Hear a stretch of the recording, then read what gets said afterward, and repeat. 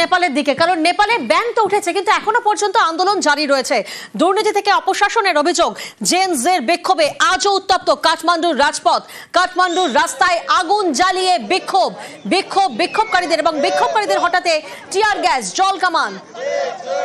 আগামীকাল পর্যন্ত বন্ধ থাকবে স্কুল। নেপালে সংঘর্ষে মৃত 19 জন, জখম হয়েছেন অন্তত 300 জন। সোশ্যাল মিডিয়ার উপর থেকে ব্যান উঠলেও আজও আন্দোলন জারি রয়েছে। দুর্নীতি থেকে অপশাসনের অভিযোগ, আন্দোলন জারি নেপালে। জেনজের বিক্ষোভ আজও উত্তপ্ত কাঠমান্ডুর রাজপথ। যে ছবি আপনারা দেখছেন, কাঠমান্ডুর রাস্তায় আগুন জ্বালিয়ে বিক্ষোভকারীদের হঠাতে টিয়ার গ্যাস, জল কামান। আগামীকাল পর্যন্ত বন্ধ থাকবে স্কুল এবং এই সংঘর্ষে এখনো পর্যন্ত 19 জনের মৃত্যু হয়েছে, জখম হয়েছেন অন্তত 300 জন।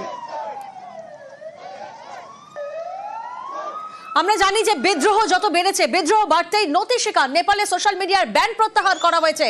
গতকাল জেনজের বিক্ষোভে কার্যত অগ্নিগর্ভ হয়ে ওঠে কাঠমান্ডু। সংসদে ঢুকে প্রতিবাদ, তরুণদের আন্দোলন, সেই আন্দোলনে পুলিশের গুলি, টিয়ার গ্যাস, জল কামান এবং সেই সংঘর্ষে 19 জনের মৃত্যুর পর টনক নড়ে নতি শিকার। নেপালে সোশ্যাল মিডিয়ার ব্যান প্রত্যাহার করা হয়, আন্দোলন তুলে নেওয়ার আর্জি নেপাল সরকারের, কিন্তু তারপর আজও একই ছবি, বিক্ষোভের ছবি।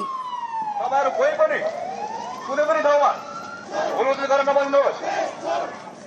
तपाईहरु पनि हाम्रो नेपाल दाजुभाइ हो, त्यसैले गर्दाखेरि कोही पनि एग्रेसन डाउन होला।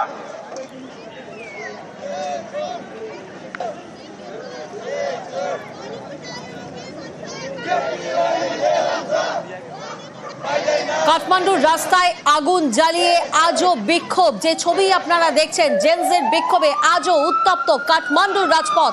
দুর্নীতি থেকে অপশাসনের অভিযোগ, ব্যান উঠলেও আন্দোলন জারি নেপাল। এবং সেই জায়গা থেকে এই প্রশ্নটাই সামনে আসছে যে সমাজ মাধ্যমের উপর তো নিষেধাজ্ঞা উঠে গেছে, কিন্তু তারপরেও আন্দোলন জারি। তাহলে কি সমাজ মাধ্যমের উপর নিষেধাজ্ঞাই একমাত্র কারণ, নাকি রয়েছে দীর্ঘদিনের ক্ষোভ, হতাশা, একরাশ অভিযোগ এবং সেই দুর্নীতি থেকে অপশাসনের অভিযোগ যা সামনে আসে এবং এরপরেই দফায় দফায় বিক্ষোভ। আগামীকাল পর্যন্ত বন্ধ থাকবে স্কুল।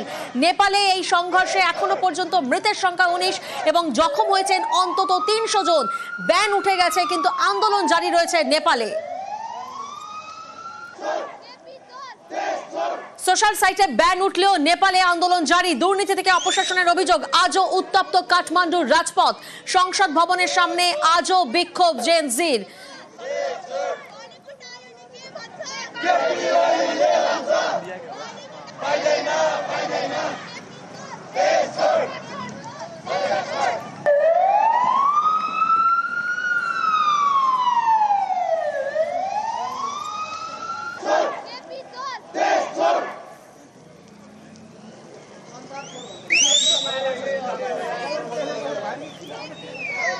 শ্রীলঙ্কা, বাংলাদেশের পর এবার নেপাল। জনরোষের মুখে সরকার।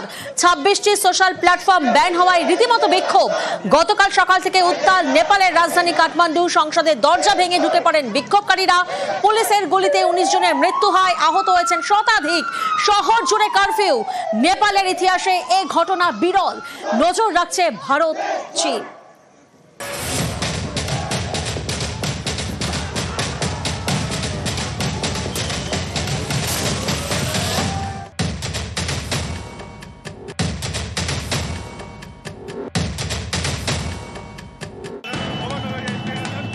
ক্ষোভের আগুন জ্বলছিল অনেকদিন ধরেই, তাতে ঘি পড়ে সরকারের নয়া সিদ্ধান্ত। প্রতিবাদে ছাত্র যুবদের বিক্ষোভ। উত্তাল নেপালের রাজধানী কাঠমান্ডু।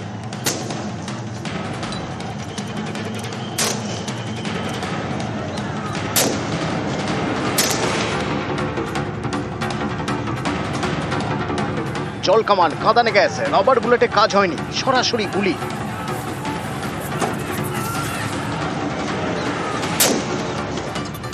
বেশ কয়েকজনের মৃত্যু, আহত অন্তত 200। 4 September Facebook, WhatsApp, x handle, YouTube সহ 26টি জনপ্রিয় সোশ্যাল মিডিয়া ব্যান করে দেয় নেপাল সরকার। পুলিশ সরকারের বক্তব্য, 7 দিনের মধ্যে সরকারের খাতায় নাম নথিভুক্ত করানোর নির্দেশ ছিল। 26টি সোশ্যাল মিডিয়া নেপালের সরকারি নির্দেশ মানেনি, তাই ব্যান।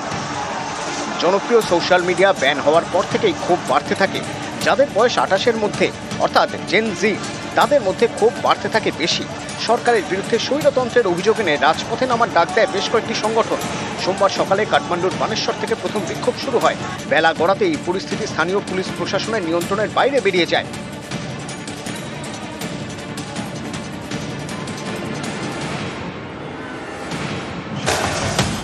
ছাত্র যুবদের একাংশ ব্যারিকেড ভেঙে নেপালের সংসদে ঢুকে পড়ে। প্রতিবাদীদের ছত্রভঙ্গ করতে শুনলে গুলি ছোড়ে পুলিশ, ছোড়া হয় রাবার বুলেট। কাঠমান্ডু ছাড়াও দেশের গুরুত্বপূর্ণ জায়গাগুলিতে কারফিউ জারি করা হয়েছে। পরিস্থিতি নিয়ন্ত্রণে আনতে মোতায়েন করা হয়েছে সেনা। কিন্তু শুধুই কি সোশ্যাল মিডিয়া ব্যানের বিরোধিতায় এই বিক্ষোভ? এখানে একটা জিওপলিটিক্সের প্রশ্ন এখানে চলে আসছে। চায়নার যতগুলো এই সোশ্যাল মিডিয়ার প্ল্যাটফর্ম রয়েছে তারা কিন্তু কেউ বাতিল হয়নি, কারণ তারা সবাই সরকারের কাছে রেজিস্টার করেছিল। কিন্তু আমেরিকা বেস যতগুলো প্ল্যাটফর্ম আছে এরা কিন্তু কেউ এখনো পর্যন্ত রেজিস্টার করেনি। 7 দিন সময় পাওয়া সত্ত্বেও কেন হলো না? তাহলে কি ভারতের সীমান্তে আবার করে বাংলাদেশের মতো আরেকটা দেশে একটা রিজিম চেঞ্জ করানোর একটা প্রচেষ্টা বলে দেখা যাচ্ছে? আমার কিন্তু মনে হচ্ছে বিষয়টার ভেতর এরকম একটা কিছু থাকতে পারে। 2008 সাল থেকে কমিউনিস্ট সরকার, 17 বছরে 13 বার সরকার পড়েছে, কিন্তু নেপালের শান্তি স্থিতাবস্থা ফেরেনি। গত মার্চ মাসে নেপালে রাজতন্ত্র ফেরানোর দাবিতে কাঠমান্ডুতে বিক্ষোভ শুরু হয়েছিল। পরিস্থিতি সামলাতে সেনা মোতায়েন করতে হয়েছিল। সেই বিক্ষোভের 6 মাস কাটতে না কাটতেই ফের অশান্তির আবহ নেপালে। সরকারের বিরুদ্ধে সবচেয়ে বড় অভিযোগ আর্থিক বৈষম্য ও স্বজন পোষণের। ক্ষমতাসীন দলের নেতাদের ছেলেমেয়েরা যে আর্থিক সচ্ছলতার মধ্যে থাকেন তা দেশের বেশিরভাগ তরুণের কল্পনার বাইরে। অভিযোগ দুর্নীতি। এসব নিয়ে জেনজির মধ্যে ক্ষোভ বেড়েছে, যে ক্ষোভের আঁচে জ্বলছে নেপালের সংসদ। রাষ্ট্রপতি উপরাষ্ট্রপতির নিরাপত্তা আরও বাড়াতে হয়েছে। দফায় দফায় বৈঠক করছে বিভিন্ন রাজনৈতিক দল ও সংগঠন। বিক্ষোভের সামনের সারিতে তরুণরা, যা চাপে ফেলেছে সরকারকে। ওলি সরকার, যা কিনা চীনের বন্ধু সরকার বলে পরিচিত, তাদের চাপে থাকা ভারতের কাছে কতটা গুরুত্বপূর্ণ? ডেফিনেটলি ভারতের উপর একটা চাপ আসতে পারে, যেটা ইমিগ্রেশনের চাপ হতে পারে, একটা অর্থনৈতিক চাপ আসতে পারে, কিন্তু এর একটা লং টার্ম ইম্প্যাক্টও আছে, যেটা কিন্তু ভারতের ক্ষেত্রে ইতিবাচক হতে পারে। মোনার্কি যে রেভলিউশনটা নেপালে হচ্ছে এবং তার জেরে যদি মোনার্কি ফিরে আসে তাহলে ভারতের জন্য ইতিবাচক হবে। বৃহত্তর ক্ষেত্রে যদি দেখি, ভারতের যে ইমেজ আছে গণতন্ত্রকে প্রতিষ্ঠা করার ইমেজ, যদি নেপালে মোনার্কি আসে এবং সেখানে যদি ভারত সেই মোনার্কির ক্ষেত্রে সাপোর্ট হয়ে দাঁড়ায়, তাহলে কিন্তু বিশ্বের ক্ষেত্রে ভারতের একটা ইমেজে কিছুটা হলেও একটা নেগেটিভ ইম্প্যাক্ট হতে পারে। কোনোভাবে কিন্তু একটা পজিটিভ ইম্প্যাক্টও আসতে পারে। ভারতের প্রতিবেশী দেশ, হিমালয়ের টানে যে দেশে ভারতীয়দের নিয়মিত আনাগোনা, নেপালের অশান্তি তাদের কতটা ভাবাবে? পর্যটনের মরশুমে পড়বে তরুণ মৃত্যুর আঁচ। যে কোনো রকমের সামাজিক অস্থিরতা যেটা প্রথম যে জায়গাটাকে প্রভাবিত করে সেটা পর্যটন। দুর্গাপুজোর মরশুম, আগামী দিনে ক্রিসমাস, প্রচুর মানুষ এবার আমরা আশা করছিলাম নেপালে ভ্রমণ করতে যাবে। তার মূল কারণ হচ্ছে কলকাতা কাঠমান্ডু যে বিমান পরিষেবা রিস্টোর হয়েছে। সামগ্রিকভাবে দেখতে গেলে পরিস্থিতি মোটেও আশানুরূপ নয়। পুলিশের গুলিতে একের পর এক তাজা প্রাণে চলে যাওয়া সরকারের বিরুদ্ধে ক্ষোভ আরও বাড়াচ্ছে। নেপালের পরিস্থিতির দিকে নজর রেখে চলেছে দুই প্রতিবেশী, ভারত, চীন। নিউজ 18 বাংলা। এবং জেন জি এর বিক্ষোভ আজও উত্তপ্ত কাঠমান্ডুর রাজপথ। কাঠমান্ডুর রাস্তায় আগুন জ্বালিয়ে বিক্ষোভকারীদের হঠাৎ টিয়ার গ্যাস, জল কামান। এবং এই মুহূর্তে আমরা যোগাযোগ করতে পেরেছি ডেপুটি নিউজ এডিটর অয়ন ভট্টাচার্যের সাথে। অয়ন, ক্ষোভের আগুন চলছিল অনেকদিন ধরেই এবং তাতে ঘি পড়ে সরকারের এই নয়া সিদ্ধান্ত। প্রতিবাদ চলে গতকাল, দফায় দফায় বিক্ষোভ, আন্দোলন, ব্যান তো উঠে গেছে, কিন্তু সেই আন্দোলনের আজকেও আসলে এটা সোশ্যাল মিডিয়া, শুধুমাত্র সোশ্যাল মিডিয়া বন্ধ করা বা সোশ্যাল মিডিয়া অ্যাপ ব্যান করা এর জন্য নয়। কারণ তুমি দেখবে কেপি শর্মা ওলি, প্রধানমন্ত্রী, তিনি আজকে একটা স্টেটমেন্ট দিয়েছেন। তিনি সেখানে বহিরাগত এবং স্বার্থান্বেষী গোষ্ঠী এর পেছনে রয়েছে বলে তিনি অভিযোগ করেছেন। আসলে কেপি শর্মা ওলি সরকার একেবারে পাহাড় প্রমাণ দুর্নীতিতে নিমজ্জিত এবং সেইখান থেকেই ধীরে ধীরে ক্ষোভ পুঞ্জীভূত হচ্ছিল। সেই ক্ষোভের আগুনই গতকাল আমরা দেখেছি এবং সেই আগুন নেভাতে কি হয়েছে, গুলি ছোড়া হয়েছে। বলা হচ্ছে 18 থেকে 19 জন মারা গেছে, সেটা নয়, আরো অনেক বেশি মৃত্যু হয়েছে বলে আন্তর্জাতিক মহল মনে করছে। আর এই কারণেই এই বিক্ষোভ আবার আজকে রাস্তায় নেমে এসছে। কারণ এই বিক্ষোভ থামার নয়। 19 জনের প্রাণ যদি সরকারিভাবে বলা হয়ে থাকে, 19 জনের প্রাণের বিনিময়ে বিক্ষোভ থামবে, এটা বলা ভুল।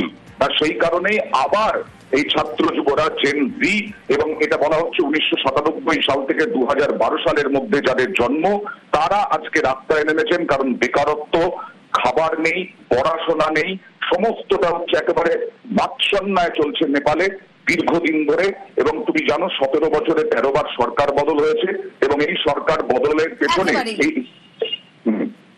একেবারে ধন্যবাদ। এবং আমরা যোগাযোগ করতে পেরেছি এই মুহূর্তে আন্তর্জাতিক সম্পর্ক বিশেষজ্ঞ সম্পূর্ণা গোস্বামীর সঙ্গে। সম্পূর্ণা দিয়ে প্রিয়াঙ্কা কথা বলছি আপনার সঙ্গে। নিউজ 18 বাংলায় স্বাগত।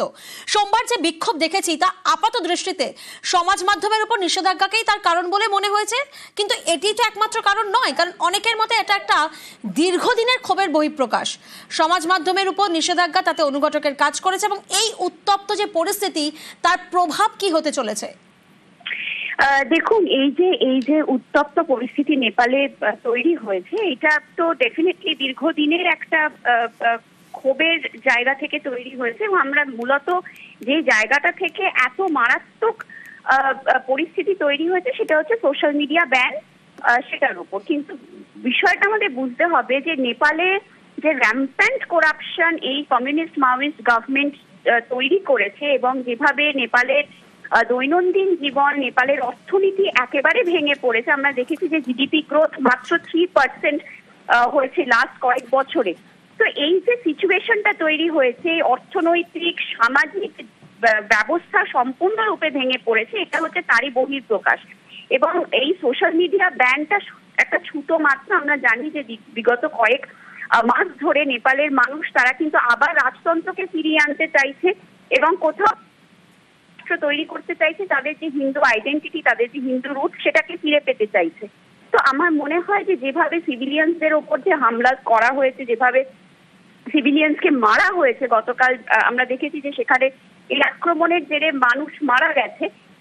এই পুরো পরিস্থিতিতে ব্যান তুলে নিলেও এই মাওয়িস্ট কমিউনিস্ট গভর্নমেন্ট তারা কিন্তু নেপালে আর ক্ষমতায় থাকতে পারবে না, এবং মানুষ তাদেরকে ক্ষমতাচ্যুত করবে। এবং বিষয়টা দেখার যে আবারও রাজতন্ত্র, যেটা নেপালের মানুষ চাইছে, সেটা যদি ফিরে আসে তার ইমপ্লিকেশন কি হবে, এবং আদৌ নেপালের যে অর্থনীতি যেটা ভেঙে পড়েছে সেইটা আবার রিইনস্টেট হবে কিনা, এটা কিন্তু দেখার বিষয় থাকবে। একেবারে ধন্যবাদ।